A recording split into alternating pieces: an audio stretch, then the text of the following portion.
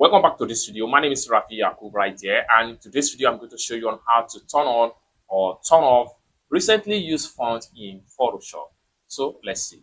But before we dive into the tutorial, if you find this tutorial useful and you are pretty new to this channel, remember to click on that subscribe, turn on the notification bell for more useful tutorial about Photoshop tricks. So with that being said, so the very first thing you need to do is to simply open up your Photoshop. Having opened up your Photoshop, next thing you need to do is to simply come to the top right here, go to Edit tab, and come down below right here where you have Preferences, and this is going to open up. Next thing you need to do right here is to simply go to Type. This is going to pump up right here.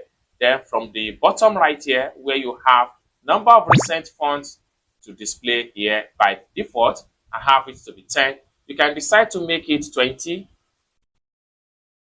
Type in the figure right here, and then once you're done, come to the top right here, hit on OK. It has been enabled. By the time you go back to your type 2 right here, and then you come to the top right here, and then you select any type of font from here.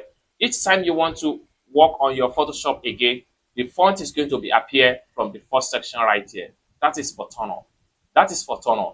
If you want to turn it off, what you need to do is to simply go back to your Edit tab right here, and then come down below here to the References.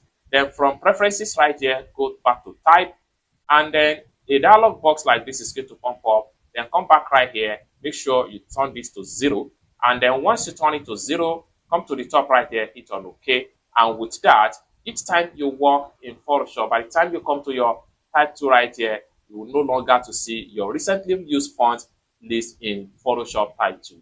It's as simple as that. So basically, this is how to turn on or turn off recently font type used in Photoshop. I hope you really got fun for this video. If you find this video useful, give this video a big like, and also remember to subscribe to the channel for more useful tutorials like this.